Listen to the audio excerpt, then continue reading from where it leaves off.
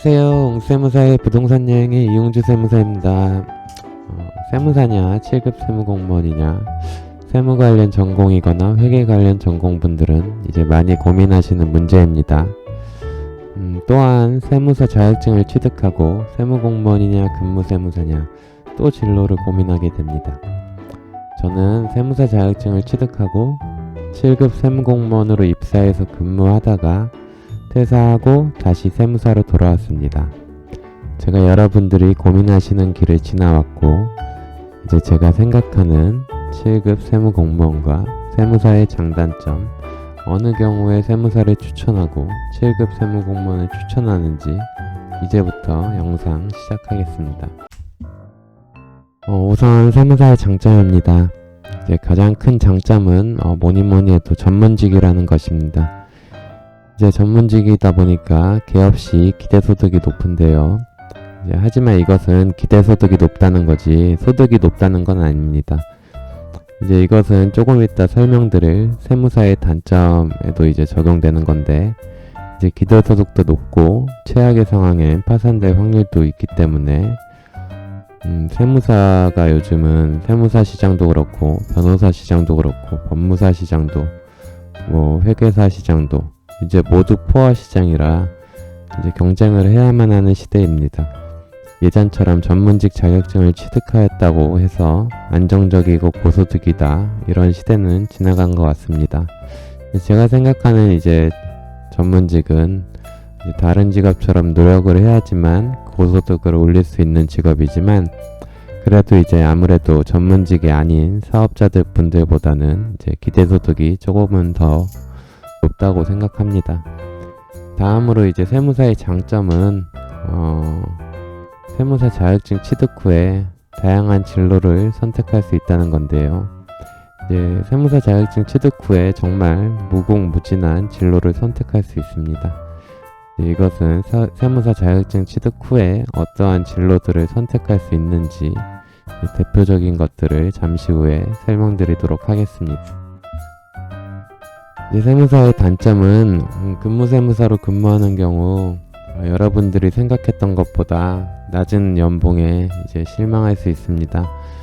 이제 세무사 공부를 하면서 세무사만 이제 따면 이제 황금빛 미래가 이제 그려질 거라고 생각하고 따신 분에게는 이제 근무세무사로 근무했을 경우 사실 대입 초봉보다 이제 낮을 수 있는 금액에 이제 실망을 할 수 있죠. 이제 그렇다면 세무사의 기대소득을 높이기 위해선 개업하는 것이 필수인데요. 개업하는 경우에는 이제 아무래도 사업자이다 보니까 리스크가 따릅니다. 또한 개인 역량에 따라 소득 차이도 심한데요. 제 동기들 중에서도 연 1억에서 2억 이상의 소득을 버는 동기들도 있는 반면에 월세 내기 급급한 동기들도 있으니까요. 이제는 만약 위험을 이제 기피하시는 분들이라면 이제 세무사란 직업보다 세무공무원이나 공기업이나 이런 것들이 이제 더 좋겠죠. 자, 이제 세무사 자격증 취득 후의 진로를 이제 말씀드리겠습니다. 이제 정말 이제 세무사 자격증을 취득하면 무궁무진한 길이 있습니다.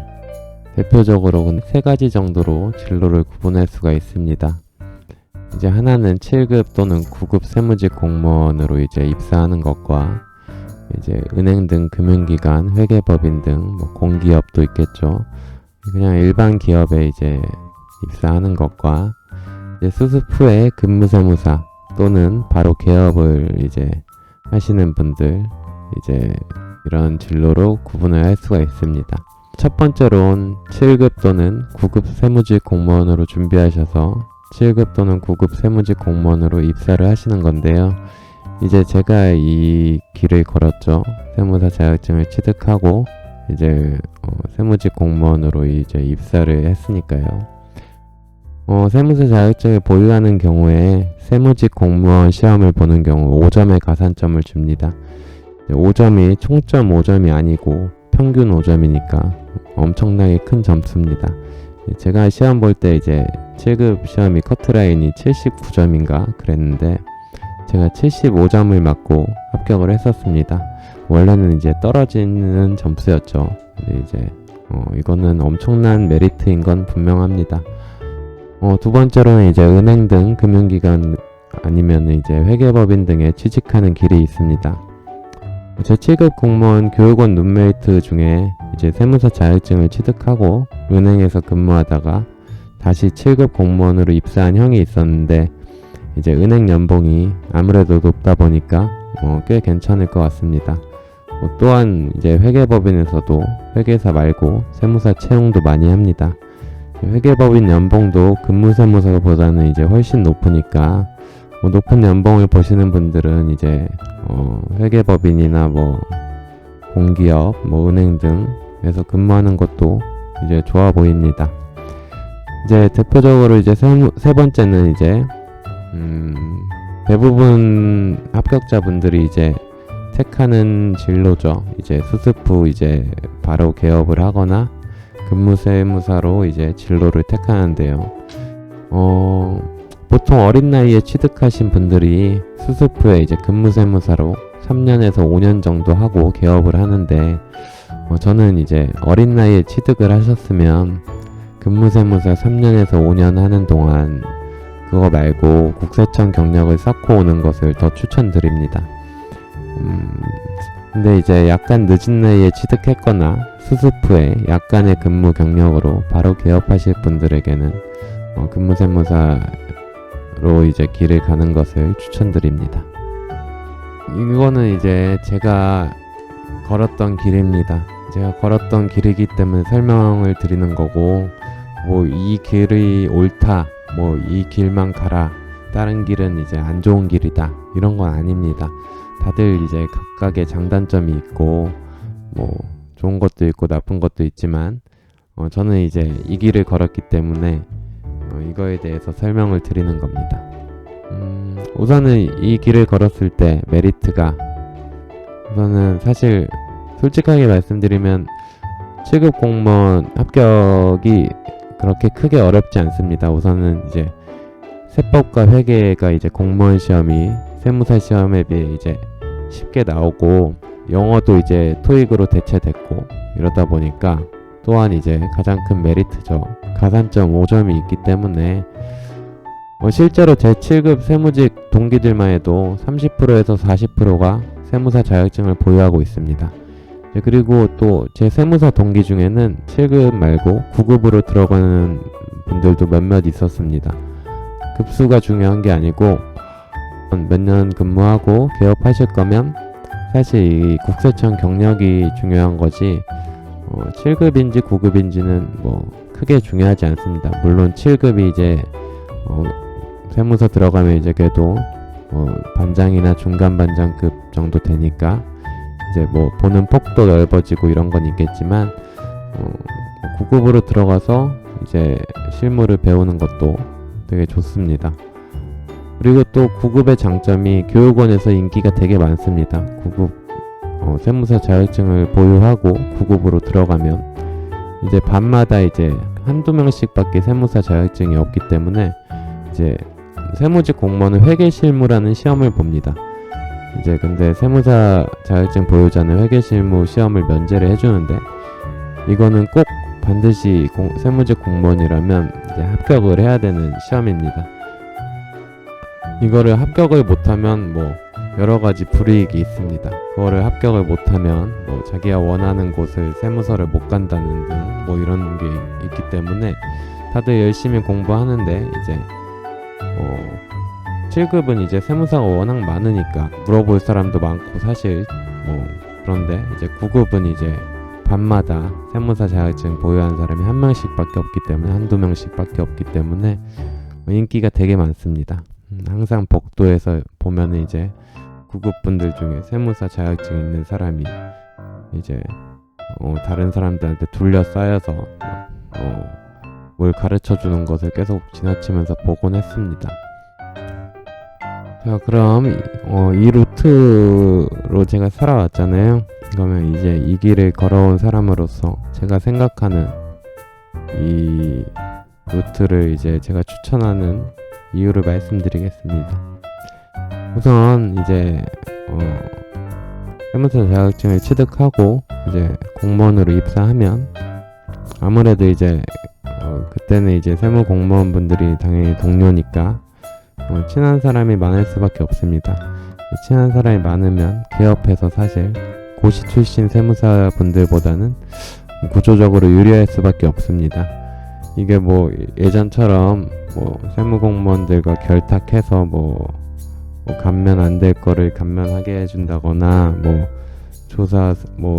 조사를 받았는데 뭐 아는 사람이 많아서 뭐 조사 금액을 줄인다거나 뭐 그런 거는 이제 현실적으로 이제 없고 거의 없고, 아무래도 이제 세무 공무원분들은 친하면 이제 어차피 세무사란 직업이 세무 공무원분들과 이제 부딪힐 수밖에 없는 직업이에요. 이거는 구조상 이제 뭐 조사를 나와도 항상 세무 공무원분들이랑 이제 부딪히고, 이제 뭐 세무 공무원분들이 이제 소명을 하라고 할 때도 역시 또 부딪히고, 이제 사실상 항상 이제 세무 공무원분들과 이제 세무사는 이제 항상 부딪히는 직업인데, 이제 뭐 그래도 이제 아무래도 세무 공무원분들이랑 이제 좀 친하면 이제 좀 유해질 수는 있겠죠. 뭐 부탁을 해서 들어준다거나 뭐 이러진 않겠지만, 또 그냥 생판 모르는 사람보단 이제 얼굴이라도 익은 사람이 조금 나을 수는 있을 것 같습니다. 제가 생각하는 가장 큰 장점인데요. 세무 공무원으로 업무를 하다 보면 이제 업무 프로세스가 이해가 되고, 이제 그게 세무사로 이제 근무를 하면서 이제 큰 도움이 됩니다.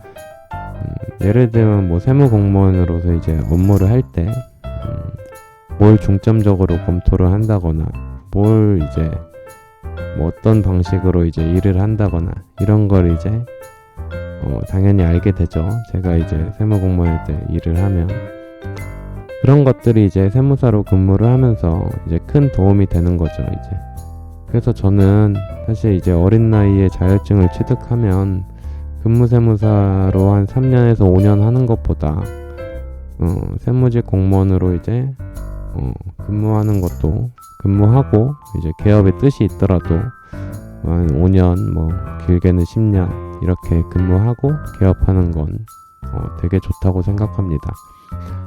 제가 적극 추천하는 거고요, 젊은 친구들한테. 물론 저도 젊습니다. 저도 젊은데 저보다 어린 친구분들한테 이제 추천드리는 거고, 만약에 개업하려고 들어갔는데 천성이 세무직 공무원이야, 월급도 마음에 들어, 그러면 그냥 계속 하면 됩니다. 계속 하셔가지고, 요즘 공무원 경쟁률도 엄청 높잖아요. 대우도 나쁘지 않습니다. 이제 7급으로 들어가면 보통 4급이나 5급으로 퇴직을 합니다. 한 90%가 5급으로 퇴직하고 10%가 4급으로 퇴직을 하는데, 보통 많이 그렇게들 이제 5급이나 4급으로 퇴직을 합니다. 이제 그러면 이제 5급이면 과장 출신 세무사가 되는 거겠죠. 정년 퇴직하면. 이제 4급으로 퇴직하면 서장 출신 세무사가 되는 겁니다. 그러면은 당연히 이제 저같이 몇 년 안 하고 나온 사람보단 한 10배는 유리할 수 있겠죠. 제목에는 뭐 세무사 vs 7급 공무원 이래놓고 뭐 계속 세무사 얘기만 하냐, 뭐 세무사를 갔다가 이제 7급 공무원을 해야 되냐, 그러면은 7급 공무원으로 바로 시험을 보면 안 되냐, 이런 말씀 하시는데 당연히 아니죠. 이제 제 동기분들도 이제 30-40%만 세무사 자격증이 있다고 했잖아요. 60-70%는 이제 세무사 자격증이 없이 그냥 7급 공무원 준비해서 들어오신 겁니다. 제 생각엔 그분들이 엄청 대단한 겁니다. 이제 가산점이 5점이나 받는 그 무수한 세무사 자격증 보유자들을 제치고 이제 높은 점수로 이제 합격을 한 거니까 그분들 엄청 대단한 거고, 저였으면은 가산점이 없었으면 떨어졌죠. 세무사냐 7급 공무원이냐, 이거는 진짜 완전히 성향 차이입니다. 무엇이 더 좋냐를 논하는 것은 이제 무의미하고요. 당연히 안정적인 게 좋다면 이제 세무 공무원이 더 좋은 거고요.